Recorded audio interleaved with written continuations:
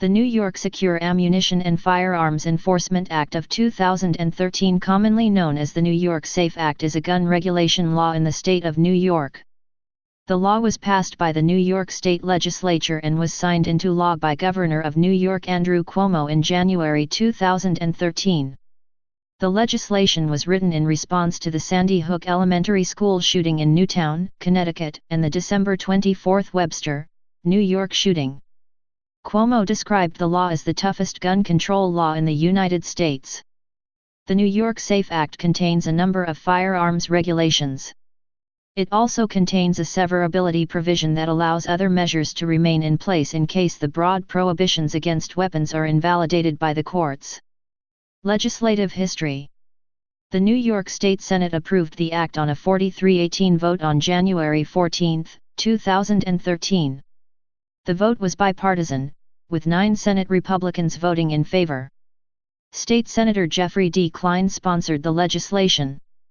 The following day, the second full day of the 2013 legislative session, the New York State Assembly approved the legislation by a 104-43 vote, and Governor Andrew Cuomo signed the bill into law less than 1 hour later. The passage of the law made New York the first to pass restrictions on gun laws since the Sandy Hook massacre. Cuomo described the law as the toughest gun control law in the United States. The bill passed under the message of necessity procedure, a device in the New York State Constitution by which the governor may expedite a vote on a bill, bypassing a usual 3-day waiting period. Although nominally used for emergencies, the message of necessity procedure has been frequently used in New York to pass many pieces of legislation. It has been used at least 415 times since 1938. Provisions. The New York SAFE Act includes the following provisions. The Act broadened the legal definition of assault weapon to include those semi-automatic rifles, semi-automatic pistols, handguns, and semi-automatic shotguns with one or more military-style features, such as a telescoping stock, bayonet mount, flash suppressor, grenade launcher and others. This one-feature test was a change from the previous two-feature test, enacted in New York in 2000, which barred such weapons if they had 2 or more of the enumerated features. The bill provided a grandfathering provision allowing those with an assault weapon, under the newer, broader definition, to keep the weapon, but required that it be registered with the New York State Police, with a 13-month period to register and a deadline of April 15, 2014. There is no fee to register. Alternatively, owners of such weapons could avoid registration by selling the weapon to a New York State dealer or to someone out of state by January 15, 2014, or by permanently removing the design characteristics that make the weapon an assault weapon under the Act. Under the Act, the registry of assault weapons is confidential and not subject to public disclosure. The constitutionality of the assault weapon prohibition was upheld by Chief U.S. District Judge William M. Scrutiny in 2013, and this ruling was affirmed by the U.S. Court of Appeals for the Second Circuit in 2015. The Act included a high-capacity magazine provision, provided that beginning on April 15, 2013, only magazines with a capacity of 7 rounds could legally be sold in New York. The Act allowed 10-round magazines purchased before that date, but made it illegal to load more than 7 rounds of ammunition into a 10-round magazine, except at an incorporated firing range or competition recognized by the National Rifle Association or International Handgun Metallic Silhouette Association. Historic or antique guns, defined as those manufactured more than 50 years ago, were exempt from this requirement. The magazine provisions were struck down by Judge Scrutiny in 2013, and this ruling was upheld by the U.S. Court of Appeals for the Second Circuit in 2015, making it so gun owners can legally load 10 rounds in a 10-round magazine. Neither the Act nor the subsequent court cases affected New York's pre-existing 10-round magazine limit. The Act does not place a limit on the number of magazines that individuals could purchase at any one time. The Act requires ammunition dealers to conduct background checks, similar to those for gun buyers, for purchases, and bans on direct internet sales of ammunition. Under the Act, online sales to New Yorkers are still legal, but the buyer must go through a licensed dealer in the state and pick up the ammunition in person. In 2015, Governor Cuomo and Senate entered into an unusual memorandum of understanding suspending the ammunition portions of the Act, citing the lack of adequate technology. The memo states that the database cannot be established and/or function in the manner originally intended at this time. The memo does not formally amend the Act or have legal effect, but according to the Governor's office it provides assurances to all that the database will not be implemented until it is ready and tested. The Act amended the New York mental hygiene law to add a new reporting requirement for mental health professionals, including physicians, psychologists, registered nurses and licensed clinical social workers. Under this provision, which went into effect on March 16, 2013, mental health professionals currently providing treatment services to an individual must make a report to authorities, if they conclude, using reasonable professional judgment, that the individual is likely to engage in conduct that would result in serious harm to self or others. The reports are first sent to county officials, and if they agree with the assessments, the officials then input the names into the state database. The information is retained for 5 years. If the authorities find a person in the database has a gun permit necessary to purchase a handgun in New York, they are required to revoke the license and seize any guns. The people in the database are barred from obtaining a permit until their names are purged. The Act requires owners to report lost or stolen guns and ammunition to authorities, and makes it a misdemeanor to fail to report the theft such a loss or theft within 24 hours.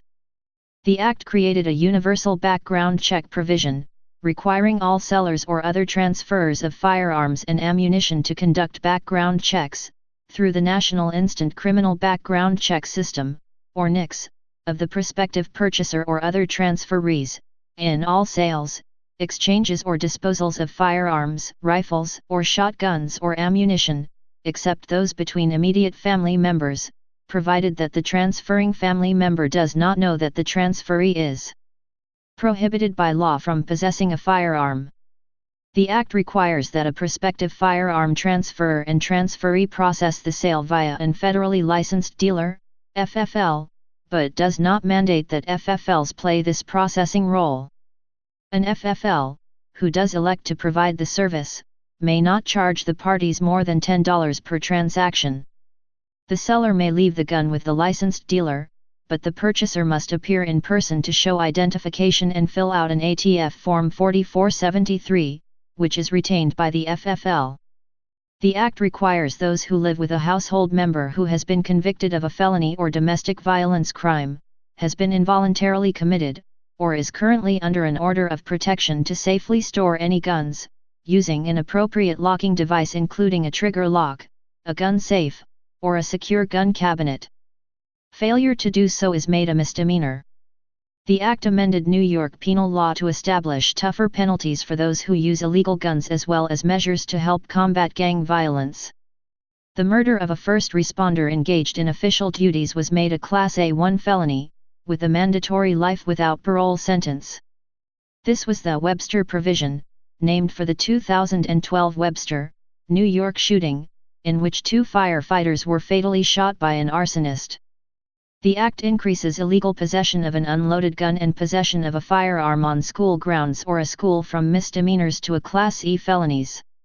The Act provided that recklessly injuring a child by a firearm, as well as selling or transferring a gun to an individual known to be prohibited from possessing a gun, was a Class D felony. The Act provided that sharing a gun with an individual who is not authorized to possess a gun and commits a crime was criminal facilitation. The Act made straw purchasing, buying a gun for someone the buyer knows to be disqualified because of a conviction of a crime, an involuntary commitment or other disqualifier, a Class D felony. It was previously a misdemeanor.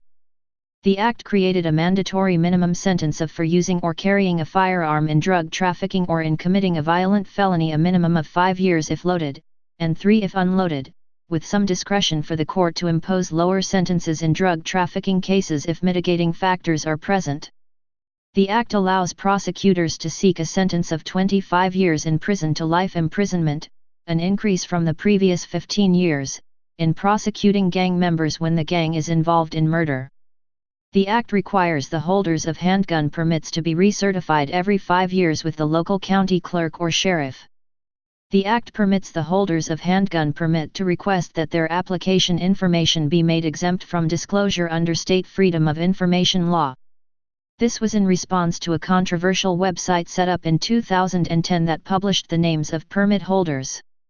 Support for the SAFE Act was strongly polarized by region, with strong support in New York City and its suburbs, but opposition in upstate New York. 14 months after its passage, a Siena College poll showed that 63% of registered New York voters statewide said that they support the SAFE Act, but only 45% upstate voters did. The New York Times reported that in upstate New York, counties, towns, and villages have passed resolutions denouncing the laws, and some counties have even demanded that their official seals not be used on any paperwork relating to them. In response to an open records request, the governor's office shared hundreds of pages of such resolutions, from far-flung places like the Adirondack town of North Hudson, with 238 residents, to more populous areas like Erie County. By contrast, Manhattan District Attorney Cyrus R. Vance, Jr. strongly supported the law, saying that would provide law enforcement with stronger tools to protect our communities from gun violence, including provisions that better enable us to combat gun trafficking and violent gangs, and others that close the state gun show loophole and regulate large quantity sales of ammunition and firearms. Following the passage of the Act, the New York State Sheriff's Association, NISA, wrote a letter offering a mixed opinion on the SAFE Act. The NISA favored the parts of the law that enhanced sentences for violent offenses committed with a gun, expanded background checks, and mandated safe storage of guns in households that included a member ineligible to legally use guns. The NISA opposed the parts of the law that expanded the definition of assault weapons, limited magazine usage, and limited ammunition sales via the Internet. Criticisms.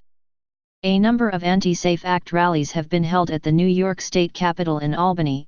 One in 2014 featured Donald Trump, Rob Astorino, and Carl Palladino, and drew some 3,000 gun enthusiasts.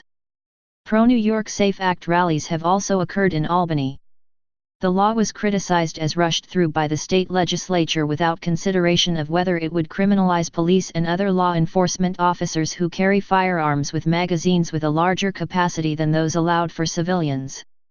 Republicans in the New York legislature have made a number of unsuccessful efforts over a series of years to repeal the act.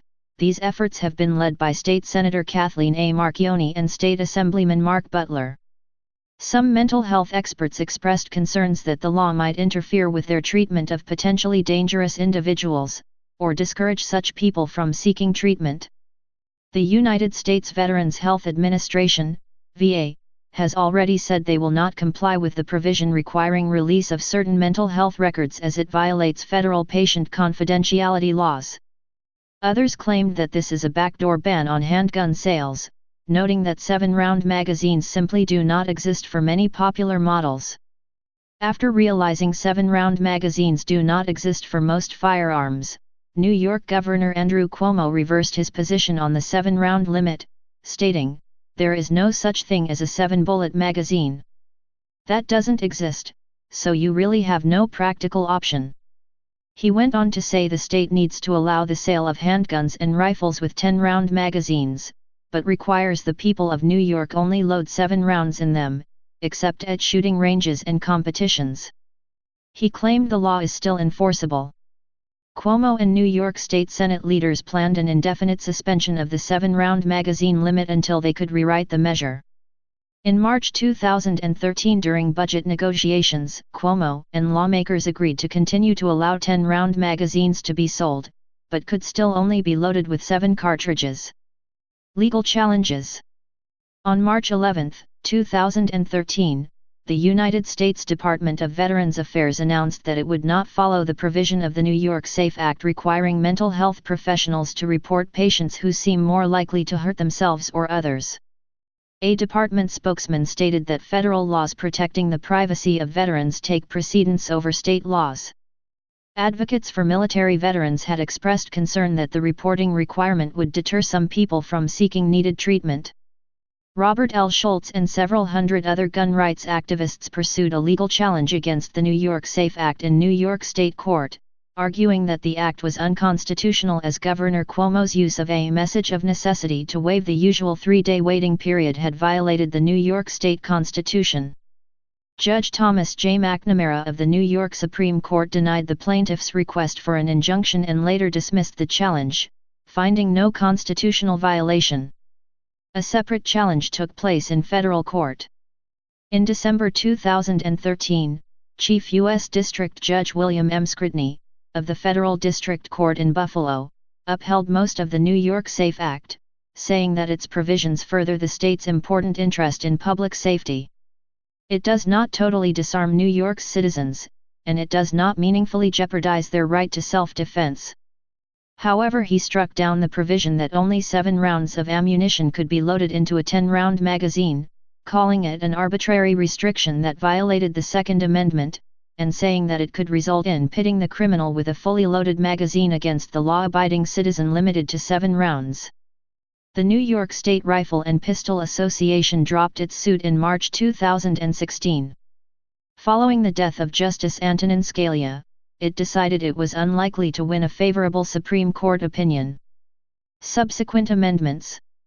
The New York SAFE Act as originally passed did not explicitly exempt police officers from some of the law's provisions, such as the 7-round limit, although older law, not repealed by the New York SAFE Act, did provide such an exemption. This prompted some initial confusion, but the office of Governor Andrew Cuomo said soon after passage that police officers possessing ammunition clipped with more than 7 bullets are not in violation of this law and they never will be, period. In July 2013, Cuomo signed into law a measure that expressly exempted qualified retired law enforcement officers from some of the provisions of the Act. The exemption allows retired officers, who served for at least 10 years and left in good standing, to retain guns and magazines purchased as part of official duty, so long as registered with the state within 60 days of retiring. Impact on gun manufacturers. In 2013, Moon Cookjins Car Arms of Pearl River, a gun manufacturer, announced that it would be moving its headquarters from New York to Pennsylvania after the passing of the New York SAFE Act. The company also announced that it would be building a manufacturing facility in Pennsylvania, rather than Orange County, New York, as it had looked into. In 2014, the Remington Arms Co. decided to open a manufacturing plant in Huntsville, Alabama. The president of United Mine Workers Local 717, which represents workers at Remington's existing plant in Ilion, New York, expressed fears about the future of the New York facility and blaming the New York SAFE Act for the company's decision to expand in Alabama rather than New York. However, Remington has not given any public indications that it is planning to move out of Ilion. In fact, it has spent more than $20 million on new equipment for its factory in Ilion and added 560 jobs at the plant in the few years before 2014. Subsequently, about 100 Remington jobs were shifted from New York to Alabama. A Remington Outdoor Company CEO said that the SAFE Act, alongside other factors such as workforce quality, business environment, tax and economic incentives, and existing infrastructure, to the shift. Please subscribe and thanks for watching.